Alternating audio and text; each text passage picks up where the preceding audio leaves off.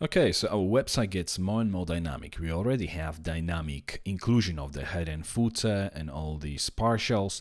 We have dynamic title, meta title, and meta description. We have dynamic slider. What else can we make dynamic? Meaning obviously generated on the go by PHP. Well, as you can see at the moment when we click on the navigation, it doesn't stay highlighted. So if we're on a contact page, this button is like inactive, basically, like any other page, basically. So what we want to do is when we click on it, we want it to stay red. Okay, so the next thing to do is go back to the editor, open our navigation, and what we need to do is apply certain class. And if you go to the assets, and if you open up.css, scroll right to the bottom, you'll see that there is a special class that I've used for the navigation.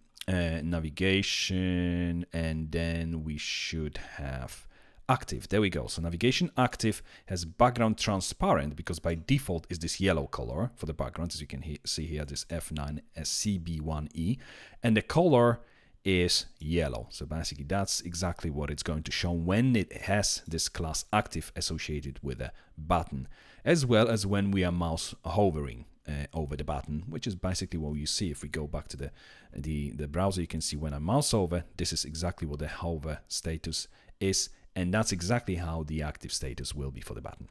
So let's go back to the editor again, and let's close this up. .css, we can close this directory as well. Back to the functions, and here we are going to create a new function called active class. So function active class, and we are going to take one argument called identifier. Again, you can call this argument whatever you want. We are obviously pretty flexible with the naming here.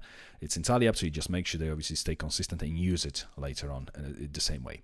So the first thing we are going to check is, because as you may remember, if we scroll up, we've created this isPage function, which is exactly when we're going to be using it now.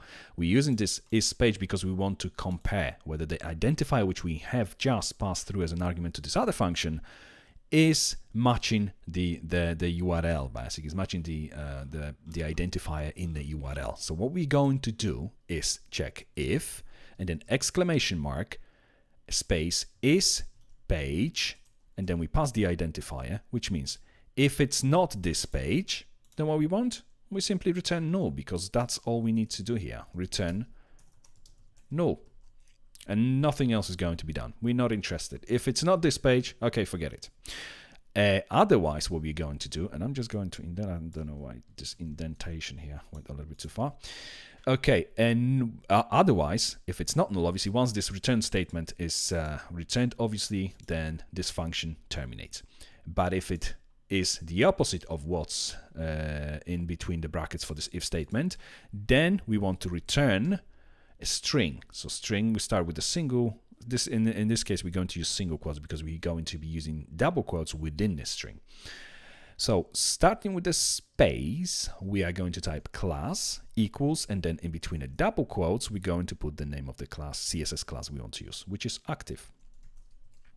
And then semicolon at the end. So if we're not on this page, which we're passing the identifier of, then return null, which means nothing's going to happen. Otherwise, return class active, making this button active. Now let's apply this to our navigation.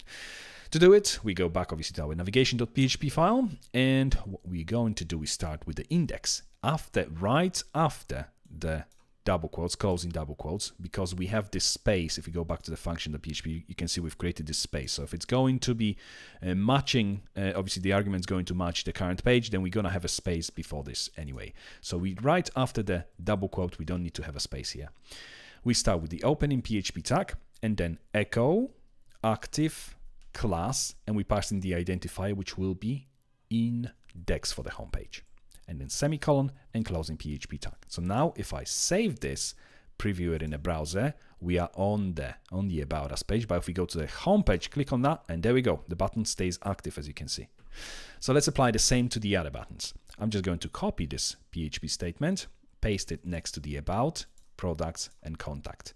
For the About, we just need to change the argument to the About. For the Products, we need to change the argument to Products because they need to match in order for it to be active. And then for the Contact, we need to change it to Contact. So they will only add this class active if the URL actually matches the argument. So if we save it, preview it in the browser, now refresh the page, and if we go to About Us, there we go, About button is active, Products, the Products button is active, and Contact Us, obviously this button is now active, and so on.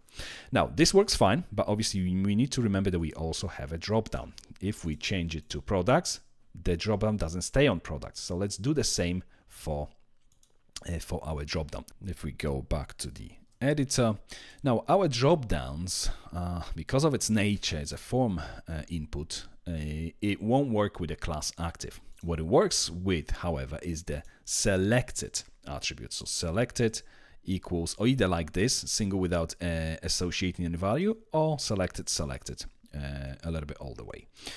Okay, so what we need to do is create another function, which works pretty much the same way as this active class, but rather than having this class active, returns the selected basically attribute rather than class with associated active.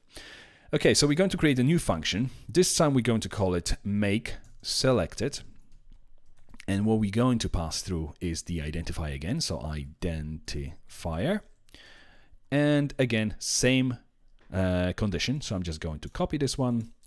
If it's not the page, then return null, which means nothing's going to be outputted within with the option tag.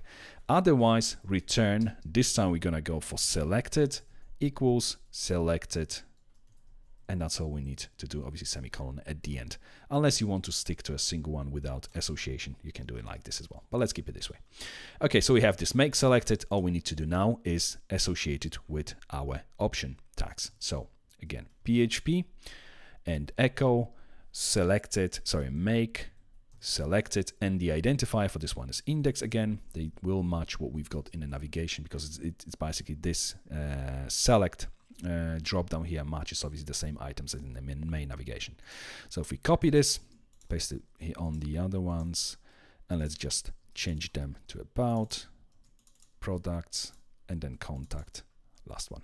If we now save it, let's go back to our browser, refresh the page, and let's use, I'm using Webmaster Tools here, so I can actually check the tools, the resize was responsive, view responsive layouts in Google Chrome. So if I check on that, and if I now refresh reload the page, you can see it stays selected on the page actually that we are currently viewing. So the select menu, drop down menu, also works with the active status now. Now if we close this tab and go back to our page, one last thing before we move to the contact page to create our form, this footer here. At the moment it is hard-coded 2015, so if we went to 2016 you would have to manually overwrite it, which obviously isn't ideal. We are programming here the dynamic application. Why shouldn't that change on its own when we hit 2016 and so on? Let's go back to the editor, and this one is actually pretty simple. I'm pretty sure you've already figured this out on your own anyway, and obviously I must have misspelled something, and tutorials, there we go. So that's probably a little bit better as well. So now rather than having this as 2015, let's use PHP again. So opening PHP tag and then echo, and you know what, let me just close this file browser here so we can see this a little bit better. Echo date function, which we've used earlier as well, and in between the single double quotes, just Y for year. That's the only thing we want to echo from this date. So current date as a year, only year basically.